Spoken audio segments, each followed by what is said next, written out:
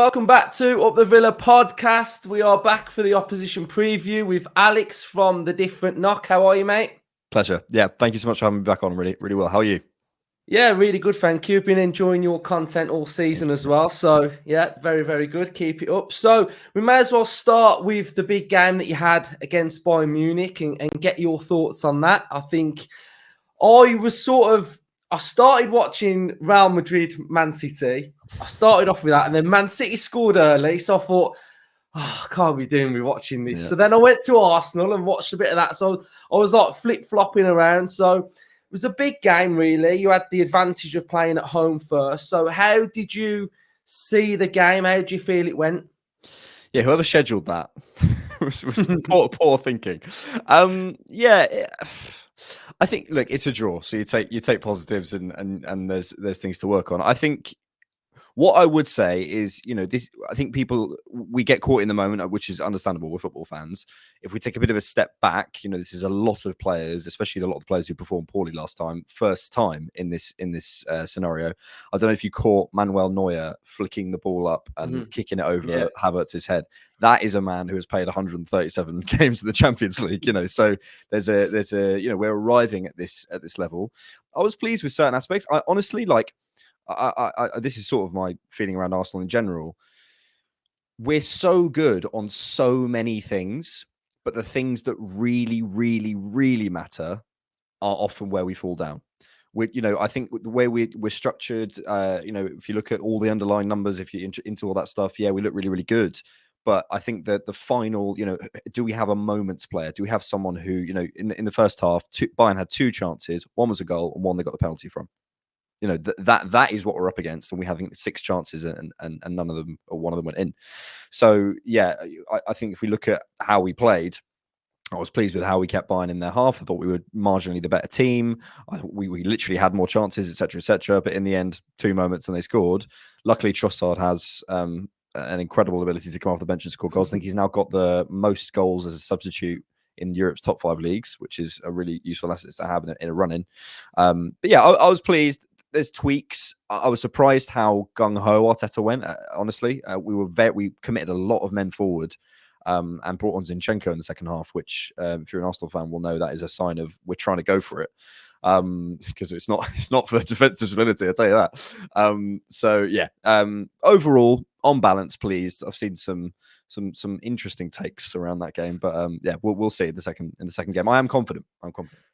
Yeah, cool. So top of the league now with the draw from Man United and Liverpool. You've been there already, but now I feel like you have to win every game because I think Man City are going to win every game. You know what they're like. They go on that sort of run of just demolishing everybody. They've done it time and time again. So how are you as an Arsenal fan feeling now, top of the league? And where's your head at? Do you feel like you can draw a game, or is it must win everything now? I've always predicted City to win, and I still haven't actually changed that prediction. I think we'll come second. I can't remember if I said this last time, but I feel as though if you look at every possible phase of play that we can manage in terms of set pieces, corners, the variety in our build up, how we press, how we counter press, all that stuff.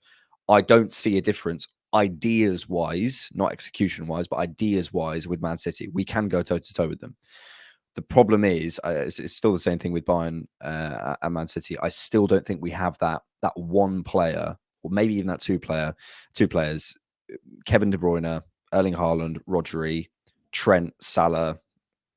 Those types of players. You go, if you're playing poorly, they will just bail you out. Kevin De Bruyne will just make a little bit of space in the box and stick it top bins, and then nothing else matters. It doesn't matter. You can talk systems and all that stuff all you want.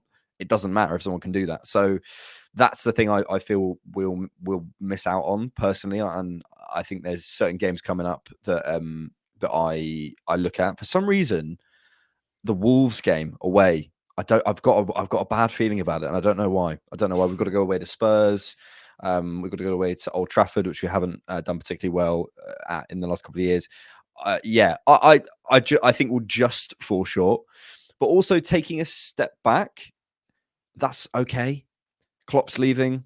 There will be other fans who'll say, no, it's completely acceptable. Arsenal have to win the league, and if not, we failed. And fine, that's your perspective and whatever. If I was 20 years older, I probably would feel the same. But I've not been waiting that long for a league title. Do you know what I mean? Which is, we've all got our own perspectives. But I just think if you look at the age of the squad, our best players are like 22, 24, 23. So and we are getting better and better. Our points totals are getting better every season. The way we play is getting better every season. How we manage games is getting better every season. So at some point, it's going to get over the line. And I'll finish on this. I think a lot of Arsenal fans are sort of in that binary of, if we don't win the title, that's another failure. And do we need to get rid of the manager, whatever. If we do, put it this way, if we do win, we've won a Premier League title in an era where two of the greatest Premier League managers of all time are managing. So you're essentially saying that it's a failure not to go over the line against two of the greatest Premier League managers of all time. Maybe we need to have a look at what success is.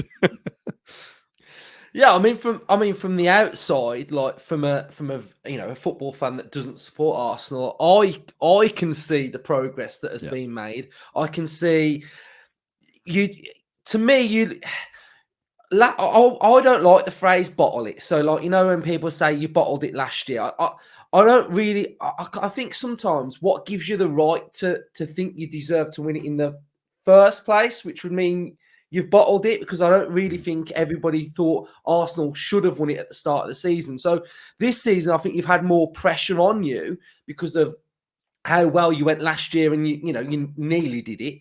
And I think this year you've dealt with that, and I think that mentality of the belief in your team, I think, has improved massively. Yep. And I think that gives you more sort of the system looks better and it looks stronger because everybody's more in tune. I completely agree. I just quickly on that as well. I think, and this is related to all football teams and clubs and stuff. It's not just Arsenal. If we take the idea that only a trophy is success, that is it. That is the only way you can measure success. Of course, it's successful. Well done, you won a trophy. But that means that there is only Man City, basically, every season can be successful. Every other team has failed. How can you look at Aston Villa this season and say they've failed? How on earth could you say that? So we have to, for me, we have to look at our own selves and go, what is success for us this season? And for Arsenal, we've found, I think a lot of success. So, style of play, then, just briefly talk to us about what it is that what you're doing. Like, what can Villa sort of expect? I know it's a lot of possession, but in a nutshell, how are you playing? Yeah. Well, one thing we found this season is to be quite adaptable. So last season, I could have told you, here's exactly what we're going to do. We're going to commit a lot of men forward. We're going to try and press you. We're going to try and get you to pump the ball along to Saliba and Gabriella, win the second ball, and try and play through you. That is how we played every game last season. This season, part of the reason we've been so successful is because we found different ways of playing. We could use Havertz as the target. We could, depending on, I think last time I seem to remember you guys were particularly adept at blocking the middle and sort of getting men in. I can't remember if you were I can't particularly remember the game, but I remember specifically feeling that you managed to block us centrally. So I wonder whether it'll happen again. Arsenal obviously aim to dominate possession. I think we're quite reliant on Saliba and Gabriel in terms of in possession to get that going. Obviously, David Raya. I think coming to the Emirates, my prediction would be that Unai, especially you haven't got Douglas Luiz or Kamara, have you? No. So my prediction will be, my guess, that he'll set off a little bit and sort of play. The teams that we've struggled against this season are you guys and people like Porto, who've sat in mid blocks and basically said, come and break us down, but not sat too deep, because when you sit too deep, it's obviously a little bit higher risk. But yeah, I think we'll probably have more possession, but maybe the chances might come a little bit sort of more, not thick and fast. What's the opposite of that? The thin and slow. Thin and slow. I think if I honestly I can't necessarily predict it. I think one of the most exciting things about Arsenal this season is we have played different ways. For example, against Man United, we completely sat off and said, come and play through us, because I think Arteta looked at the transition threat and thought, okay, look, I'm slightly worried about United. Against Brighton, we went a proper man-for-man press every single time they had the ball. We were right in their half. I think we committed 6 or 7 players forward and tried to win it at the back. It's just going to depend. So my prediction would be we're going to have to try and break you down. So a lot of possession, a lot of trying to sort of break through your block and maybe going over you. But yeah, we'll see. Yeah, it's gonna be interesting. But I think Arteta's sort of really coming into his own as a manager now, because I think when I look at the best managers in our league, they are adaptable and versatile. They don't play the same way each game, and I think Emery does the same. Arteta's now doing the same. I think Arteta looked at Villa when we beat Man City, and we played with a 4-4-2, and I think you guys went with a 4-4-2, and it really worked. So I think Emery might do something a little bit similar, but without Luis, without Kamara, we are a little bit of a different team. But one man for you guys that has had massive amounts of stick before he got there was Kai Havertz. He's had a lot of doubters, but he's playing well, and he's in a system that's working, that suits him. He looks like he's enjoying himself. Looks like it's fun to play for Arsenal for him. So you must be really impressed how he's adapted to Arteta's Arsenal team. Yeah. Yeah, obviously, I will hold my hands up and say, was Kai Havertz the player I was screaming for in the summer? Absolutely not. We all wanted Declan Rice, and we were all excited about Timber, and even Raya was some people in the fan base were questioning Ramsdale, so there was a sort of conversation around that. But yeah, Havertz was really out of left field. I think what Kai Havertz's, let's call it, superpower is, I think, is my fancy term for it, which is probably not particularly useful, is associative play, i.e. basically how he brings others into play. I just think he's so, if you just watch, what's that quote about Busquets? Watch the game, you won't see Busquets. Just watch Busquets, you see the whole game. I think in terms of the final third, Havertz is that. He's so facilitative. He'll drop out to the right if he needs to. He'll drop deep. He'll drop over to the left. He'll be a target man for you. He'll give you the wall pass. He does so much unselfish work. And out of possession, and this is the thing that Arsenal fans were kind of being clowned for at the beginning of the season when he was playing in midfield. He's so, like, his tackles and interception numbers are unbelievable. The way he's 6'4", he's a massive guy. And last night, we played him as a 9 and then dropped him back into the midfield. And I was looking at him going, to have a guy who can be as good in 2 positions with Champions League experience, 6'4", 24 years old, who seems unfazed by everything, who's got through this and shown a mental steel this season that I didn't necessarily know he had.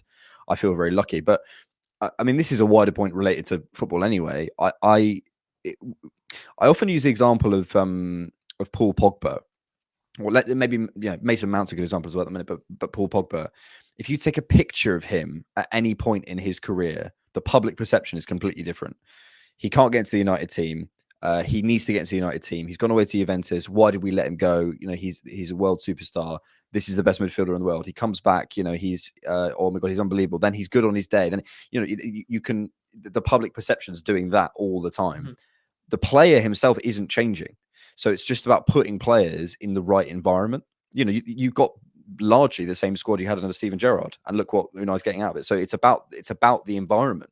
That for me, that's the most important thing. And clearly, what Havertz has been given license to do is been put in his best positions, being told, giving clear instructions. I think, especially as a number 9, he's got a much clearer role than he has in the midfield, which has helped. And I think no player has more GA or goals and assists since the middle of February in the league. So yeah, credit to him. Villa then, what are your thoughts on Villa this season? Unai Emery, former manager. I know you spoke highly of him last time he was on our channel anyway, but you've got to be impressed with what he's doing still at Villa. He's 5th in the league, level on points with Spurs in 4th. So what have you made of us? Yeah, as I echo what I said last time, I'm really impressed. I think, look, Unai, I think I said it last time as well. I think, I don't think Unai and Arsenal were a match. And I think that happens. You can get managers who are brilliant managers, but just don't match a team, and that's fine. And there's there's specific club culture and there's specific, ways fans expect teams to play and executive setups or whatever that mean that certain managers, however brilliant they are, just don't fit in. I think I was listening back to our conversation. I think I said I was slightly worried about an Unai end of season collapse. I don't think that's happening, but I think I am slightly concerned about that. I know Villa fans won't like to hear that, and it's a concern. But as a track record, ultimately is there, and I'm a massive Unai Emery fan. I think he's a really diligent coach. I think he's a really intelligent coach. I really respect him as a guy. But until I see him finish a season strongly with a team, that is going to, in the same way that, for example, with Arsenal, until we get over the line, there's going to be question marks, and we have to just accept that. As much as it doesn't feel like that from the inside, but yeah, I honestly, I rate Unai so much. I think what you said earlier as well, in terms of how adaptable he is, was kind of what I felt slightly the issue was at Arsenal a little bit, was he's almost too adaptable. Like he would change from game to game to game. And, there was times where it felt like we adapted a little bit too much. I feel he's redressed that balance a little bit at Villa. Whenever I watch you, I feel there's a bit more of a solid idea. And, to get Watkins in the form he's in, to get Douglas Luiz playing as he is, to get, Konza, whoever you want, Pau Torres, whoever you want to look at and say, these are guys in the form of their lives. He must be doing something right. So yeah, I really rate Unai, and also I think I really want you guys to get Champions League, because the same 4 teams getting every year is boring. So yeah, I would love that. Yeah, well, you can help us by doing that, by sort of doing well against Bayern Munich, which will mean if we do well and all the other English teams, then 5th place probably will get it anyway. So hopefully, whether we finish 4th or 5th, we get it then. So let's turn our attention then to our game at the weekend. Is Unai going to come and spoil some party? Do the double. Yeah. I don't think so. Look, I look back on the game that we had last time. I feel, again, there's games so far this season, as from an Arsenal perspective, like we've dropped 4 points or whatever it is. We got a draw and a loss against Fulham, and those are the games where, yeah, we look back. Our Big Six record. I actually think our Big Six record against Pep, against the other top 6 teams, or Big 6 teams, traditional Big 6 teams. I think Arteta has only 1 point less than Pep since he's come in against the Big 6 teams. Our Big 6 record is actually not the problem. It's against the other teams in the league, and yeah, I think against a really, really good Villa side, I do worry. I think at home, I think we got our entire squad available. I think in the form we're in, I think there's something, like 10 in the last 11 or 12 games or something. We've got like 10 wins and 2 draws or something. We're in unbelievable form. We've conceded 4 goals in the league in 2024. Defensively, we're really, really solid. I can't see us. Okay, I'll put it this way. I can't see you coming and steamrolling us and it being a big shock, but maybe it will go both ways. But yeah, the one thing I feel really secure about at the minute with Arsenal is that, like, we'll be in the game, we'll manage the game. It might come down to fine margins, and it might not go away. But I think what we've managed to iron out is what you said earlier. There's a bit more. I don't know. There's a bit more security. I don't feel there's a mistake in us. Once Salim and Gabriel are camped on the edge of our box, I feel really, really secure, and the numbers kind of bear that out. Yeah, I think it's going to be a difficult game for Villa. I think we played Man City 2 games ago away, and first half we actually played quite well. It was quite counter-attacking at times, and we created chances against them, and then we conceded before half time. And then second half we had a big chance to go 2-2 and missed it. And then Man City just sort of like grinded us down, and it was really, really difficult. So I think if it goes anything like that, I think you're probably right. I think you're going to win this game, but yeah, I don't know whether Unai is just going to try and have a bit of a plan, and just try and I don't know. For some reason, I do think there's going to be a few goals in this. I think Villa will want to try and make it a bit chaotic, and try and dislodge your sort of structure and territorial advantage, if that makes sense. Yeah. Well, as I said, the teams we've struggled against this season are the ones that sat in in a mid block and been really disciplined, got out to us quickly in the wide areas, not allowed us any central spaces, and then taking their chances when they came. And, you know, I trust Unai Emery to coach that. I trust Unai Emery to to know how to do that, and I also trust players like Ollie Watkins to go and punish us when we don't take our chances. So yeah, there's every possibility. I think it will be a tough game. Yeah, and we'll see. You think you're gonna win, don't you? Right. So I do think we're gonna win, but I don't think it will be. I don't think it'll be in any way some kind of 3-0 drubbing or whatever. I think it'll be a really tight game. Yeah, But I think we're confident. You should be confident. Yeah, as well. yeah, that's what I mean. Like, I think on paper, everyone would be like, "Oh, this is an Arsenal win." But I think in football, it just has these weird stories at times, like the whole Emery thing. So we'll have to see. But hopefully you have a great rest of the season, mate. It's been great having you on the channel this season as well. So cheers for coming on. Pleasure. Thank you so much for having me. Appreciate it.